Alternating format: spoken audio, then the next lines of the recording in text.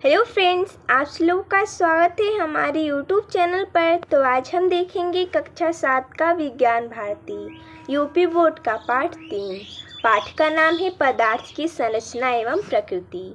तो देखिए दोस्तों, जैसा कि हमने इस वीडियो में इस पाठ के प्रश्न उत्तर को लिया है, तो चलिए देखते हैं। प्रश्न नंबर 1 है, निम्नलिखित प्रश्नों में सही विकल्प को छांटकर अपनी अभ्यास पुस्तिका में लिखिए। यानी कि यहाँ पर प्रश्न दिया गया है और 4 विकल्प हैं। जो विकल्प सही है उसे हमें अपनी अभ्यास पुस्तिका में लिखना है। तो प्रश्न कुछ इस प्रकार है कि इनमें से किसके अणुओं के बीच अंतराण्विक आकर्षण बल सबसे अधिक होता है। तो विकल्प दिया गया है पानी, बर्फ, भाप, ऑक्सीजन। तो सबसे पहले तो हमें समझना पड़ेगा कि अंतराण्विक आकर्षण बल होता क्या है। तो देखिए, अणुओं के बीच अंतराण्विक आकर्षण बल होता है। जो अणु जितने पास रहेंगे उनमें उतने अधिक अंतराण्विक आकर्षण बल रहेगा। तो देखिए, पानी है, पानी में जो उसके अणु हैं वो दूर दूर रहती हैं, यानी वो तरल अवस्था में रहता है, इसलिए उसके अणु दूर दूर रहते हैं। तो ये तो नहीं होगा। बर्फ जो कि ठोस होता है और उसके अणु काफ़ी पास पास होते हैं, हम आम भाषा में बोले तो जकड़े होते हैं, यानी कि इसमें क्या होता है, अंतराण्विक आकर्षण बल क्या होता है, सबसे अधिक होता है। भाप में नहीं होगा और ना ही ऑक्सीजन में होगा। ऑक्सीजन गैस है तो इधर उधर रहेगा, गैस एक जगह इकट्ठा नहीं हो पाता है, इसलिए इसमें तो होगा नहीं, क्योंकि इसके अणु बहुत दूर दूर होते हैं। तो इसमें अंतराण्विक आकर्षण बल नगण्य माना जाता है, नहीं के बराबर। तो इसका सही होगा बर्फ। अगला प्रश्न है, धावन सोडा है। विकल्प है sodium carbonate, sodium bicarbonate, sodium hydroxide, potassium hydroxide. देखिए, धावन सोडा का सूत्र क्या होता है, Na2CO3। ये हो गया धावन सोडा, ये होता है इसका रासायनिक सूत्र और इसे हम बोलते हैं सोडियम कार्बोनेट। तो इसका सही हो जाएगा विकल्प अ। अगला है, कैल्शियम हाइड्रोक्साइड का सही सूत्र है। विकल्प है CaOH, Ca2OH, CaOH thrice, CaOH twice. तो इसका सही हो जाएगा विकल्प द। ये है कैल्शियम हाइड्रोक्साइड का सही सूत्र, CaOH ट्वाइज। अगला प्रश्न है, इनमें से कौन प्रबल अम्ल है। विकल्प है नाइट्रिक अम्ल, साइट्रिक अम्ल, एसिटिक अम्ल या टाइटेरिक अम्ल। तो इसका सही हो जाएगा नाइट्रिक अम्ल। अगला प्रश्न देखते हैं, इनमें से कौन सूचक यानी इंडिकेटर नहीं है। तो सबसे पहले तो हम समझेंगे कि सूचक होता क्या है। सूचक जिससे हम किसी वस्तु या पदार्थ की प्रकृति को बताते हैं कि वो अम्ल है या क्षार है या उदासीन है, उसे ही हम सूचक कहते हैं। तो जो लाल लिटमस है, इसमें विकल्प है, पहला विकल्प है लाल लिटमस, जिससे हम पता कर सकते हैं। मिथाइल ऑरेंज, इससे भी हम पता कर सकते हैं कि सूचक किस प्रकार का है। फिनाइलिन से भी हो सकता है। ये तीनों क्या है, सूचक हैं। लेकिन जो एंटासिड है वो सूचक नहीं है। तो प्रश्न है कि कौन सा सूचक नहीं है, तो हो जाएगा एंटासिड, विकल्प द। अगला प्रश्न दूसरा है, रिक्त स्थानों की पूर्ति कीजिए। प्रश्न है, तत्व केवल एक ही प्रकार के, यहाँ पर रिक्त स्थान है, से बना होता है। तो देखिए, तत्व का परिभाषा ही होता है कि वो केवल एक ही प्रकार के परमाणुओं से मिलकर बना होता है। तो देखिए, परमाणु, तो यहाँ पर हम भरेंगे परमाणु। तत्व केवल एक ही प्रकार के परमाणुओं से मिलकर बना होता है। अगला है, कम से कम, यहाँ पर रिक्त स्थान है, तत्वों के संयोजन से यौगिक बनता है। तो देखिए, यौगिक कैसे बनता है कि कम से कम 2 तत्व होने चाहिए तभी यौगिक बनेगा। तो यहाँ पर हम भरेंगे 2। अगला है, गैस के अणुओं के मध्य लगने वाले आकर्षण बल का मान होता है, यहाँ पर रिक्त स्थान है। तो जैसा कि पहला जो बहुविकल्पीय प्रश्न था उसमें ऑप्शन में क्या था, ऑक्सीजन था। तो हमने बताया कि ऑक्सीजन एक गैस है और गैस के मध्य लगने वाले आकर्षण बल का मान कितना होता है, नगण्य होता है, यानी कि नहीं के बराबर होता है। तो हम यहाँ पर भर देंगे नगण्य। अगला है, जल की 3 अवस्थाएं, यहाँ पर रिक्त स्थान है। तो जल की कौन कौन सी अवस्थाएं हैं? तो ठोस, द्रव, गैस। हम भर देंगे। अगला अम्ल नीले लिटमस को यहाँ पर रिक्त स्थानिक कर देती हैं, तो अम्ल नीले लिटमस को लाल कर देंगे। तो जो कि लिटमस पेपर क्या है? एक सूचक है। जब हम उस पर अम्ल गिराएंगे, नीले लिटमस पेपर पर अम्ल गिराते हैं तो वो लाल कर देता है। ये उसका गुण है दिखाने का कि ये अम्ल है, नीले लिटमस पेपर को लाल कर देता है। अगला है भस्म का स्वाद यहाँ पर रिक्त स्थानीय होता है, तो भस्म का स्वाद कड़वा और कसैला होता है, तो हम यहाँ पर भर देंगे। अगला प्रश्न है भस्म पानी में घुलकर यहाँ पर रिक्त स्थानीय बनाते हैं, तो जब हम भस्म को जल में घोलते हैं तो हमें क्षार प्राप्त होता है, तो हम भर देंगे क्षार। अगला अम्ल क्षार से क्रिया करके यहाँ पर रिक्त स्थानीय तथा यहाँ पर भी रिक्त स्थानीय बनाते हैं। देखिए अम्ल बोला है और क्षार बोला है, तो जब अम्ल और क्षार की क्रिया कराते हैं तो हमें लवण और जल प्राप्त होता है। अगला है प्रश्न तीसरा, निम्नलिखित कथनों में सही कथन के सम्मुख सही तथा गलत कथन के सम्मुख गलत का निशान लगाइए। प्रश्न है पदार्थ ठोस, द्रव और गैस तीनों अवस्थाओं में पाए जाते हैं। देखिए पदार्थ को हम द्रव्य भी बोलते हैं। अगर कहीं पर द्रव्य लिखा है तो आप परेशान न होइएगा, क्योंकि द्रव और द्रव्य दोनों में अंतर है। पदार्थ को ही हम द्रव्य बोलते हैं, तो यहाँ पर द्रव्य भी लिख सकता है, तो आप परेशान न होइए। तो देखिए पूछा है कि पदार्थ ठोस, यानी कि पदार्थ ठोस, द्रव और गैस तीनों अवस्थाओं में पाए जाते हैं, तो ये सही है। अगला है तत्व भिन्न भिन्न प्रकार के परमाणुओं से मिलकर बनते हैं, तो ये गलत है। तत्व केवल एक ही प्रकार के परमाणुओं से मिलकर बनते हैं, लेकिन इसमें बोला है भिन्न भिन्न, इसलिए गलत है। अगला है भिन्न भिन्न परमाणुओं के अणुओं के बीच लगने वाले आकर्षण बल को संसंजन बल कहते हैं, ये गलत है। अगला है अणुओं के मध्य रिक्त स्थान को अंतरावकाश कहते हैं, ये भी गलत है।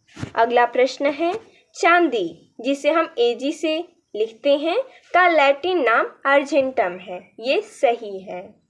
अगला हाइड्रोजन की परमाणुता 2 है, ये भी सही है। अगला प्रश्न है रासायनिक अभिक्रियाओं में कुछ नए परमाणु भी जुड़ जाते हैं, ये गलत है। अगला प्रश्न चौथा है निम्नलिखित कथनों में सही कथन को छांटकर लिखिए। देखिए इसमें हमें सिर्फ सही कथन को छांटकर लिखना है। तो दिया गया है अम्लों का स्वाद खट्टा होता है, ये क्या है? सही है, क्योंकि अम्ल का स्वाद कैसा होता है? खट्टा हो गया। जैसे में नींबू जो कि अम्ल है, उसे हम जब चखते हैं तो कैसा लगता है? खट्टा लगता है। अगला है सिरके में टारटैरिक अम्ल पाया जाता है। देखिए सिरके में टारटैरिक अम्ल नहीं होता है, इसलिए यहाँ पर कोई निशान नहीं लगाएगा, क्योंकि बोला है प्रश्न क्या? सही कथन को सिर्फ हमें छांटना है, तो ये गलत कथन है। सिरके में एसिटिक अम्ल पाया जाता है। अगला है फिनाइलफ्थलीन का रंग क्षारीय विलयन में गुलाबी हो जाता है, ये सही है, तो इसको हम छांट लेंगे। साबुन में क्षारीय गुण होते हैं, ये भी सही है। देखिए साबुन में क्षारीय होता है और नींबू में क्या होता है? अम्लीय होता है। देखिए इसे हम घर पर क्रिया करा सकते हैं, ये उदासीन हो जाता है। अगला सोडियम हाइड्रोक्साइड एक क्षार है। सोडियम हाइड्रोक्साइड का सूत्र क्या होता है? NaOH, जो कि एक क्षार है, ये सही है।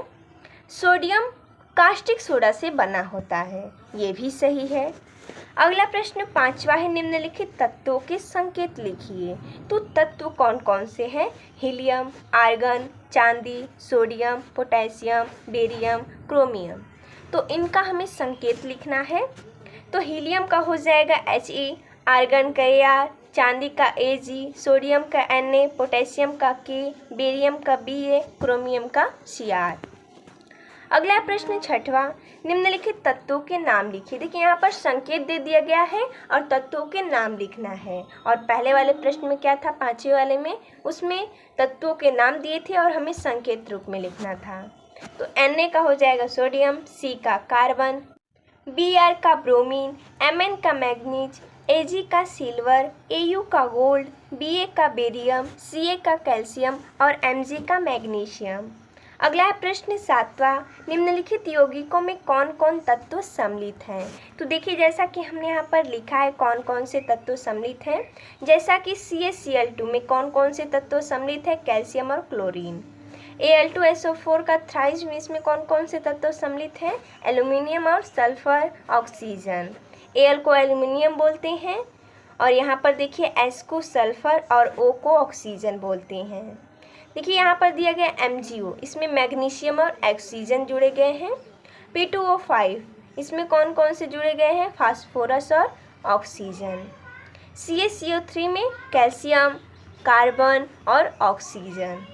C6H12O6 में कौन कौन से जुड़े गए हैं तत्व, कार्बन, हाइड्रोजन और ऑक्सीजन। CO2 में कार्बन और ऑक्सीजन। अगला प्रश्न 8वां, संक्षेप में उत्तर दीजिए। प्रश्न है, एक यौगिक का सूत्र NaOH है, इनमें कौन कौन से तत्व संयोजित है। तो इसका उत्तर हो जाएगा यौगिक NaOH में सोडियम, ऑक्सीजन तथा हाइड्रोजन तत्व संयोजित है। देखिए इसे समझना बहुत आसान है। Na को हम क्या बोलते हैं, सोडियम बोलते हैं। O है जिसे हम ऑक्सीजन बोलते हैं, H है जिसे हम हाइड्रोजन बोलते हैं, यानी इसमें 3 तत्व सम्मिलित हैं। अगला है प्रश्न, ठोस पदार्थ किस प्रकार द्रव एवं गैसों से भिन्न है। लिखिए, तो हमें लिखना है, तो जैसा कि हमने यहाँ पर लिखा है, ठोस पदार्थ निम्न प्रकार द्रव एवं गैसों से भिन्न है। तो अगर हम देखें तो ये इनडायरेक्टली ठोस का गुण पूछ रहा है, तो हमें ठोस का गुण ही लिखना है। ठोस पदार्थों के अणु द्रव एवं गैसों की अपेक्षा अत्यधिक निकट होते हैं, यानी कि जो ठोस के अणु होते हैं वो द्रव और गैस की अपेक्षा पास पास होते हैं, बोल सकते हैं अत्यधिक पास होते हैं, एक दूसरे को एकदम जकड़े होते हैं। ठोस पदार्थों के अणुओं के बीच आकर्षण बल द्रव एवं गैसों की अपेक्षा बहुत अधिक होती हैं। ठोस पदार्थों की आकृति एवं आयतन निश्चित होता है, जबकि द्रव पदार्थों की आकृति निश्चित नहीं होती। आयतन निश्चित होता है तथा गैसों की न तो आकृति निश्चित होती है और न ही आयतन निश्चित होता है। देखिए इससे हम ये समझते हैं कि ठोस में क्या होता है, आकृति और आयतन दोनों निश्चित होता है, लेकिन द्रव में क्या होता है, द्रव में आकृति निश्चित नहीं होती है। हम उसे जिस बर्तन में रखते हैं वो उसी प्रकार का हो जाता है, यानी आकृति उसकी बदलती रहती है।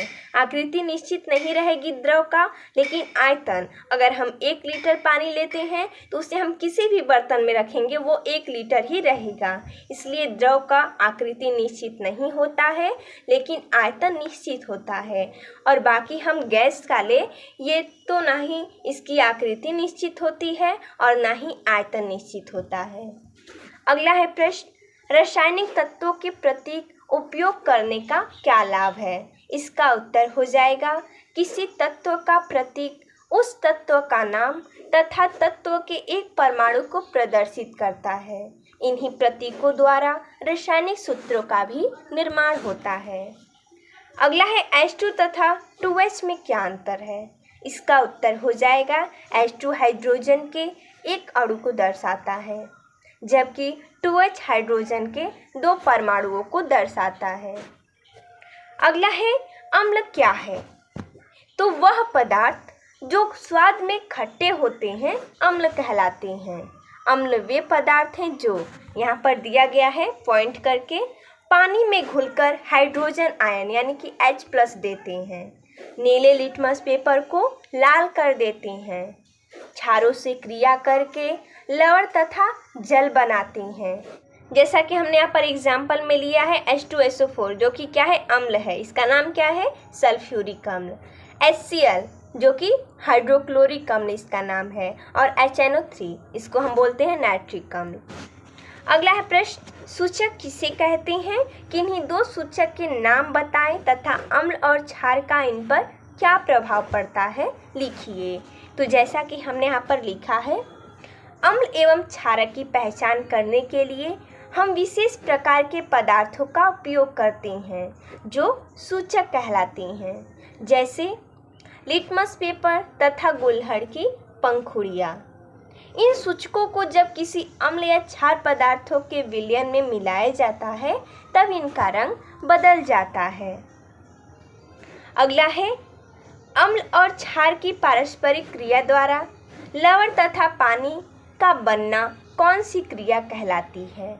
तो इसका उत्तर हो जाएगा अम्ल और क्षार की पारस्परिक क्रिया द्वारा लवण तथा पानी का बनना उदासीनीकरण क्रिया कहलाती है। यानी कि हम अगर अम्ल और क्षार की क्रिया कराते हैं तो लवण और पानी बनता है, ये हमें पता है, लेकिन इस क्रिया को हम बोलते क्या है? उदासीनीकरण बोलते हैं। अगला है प्रश्न, निम्नलिखित में से अम्ल, क्षार एवं लवण को अलग अलग छांट कर लिखिए। यानी कि हमें पहचानना है कि कौन सा अम्ल है, कौन सा क्षार है और कौन सा लवण है। तो जैसा कि हमने यहाँ पर बॉक्स बनाकर लिख दिया है ताकि पहचानने में अधिक आसानी हो।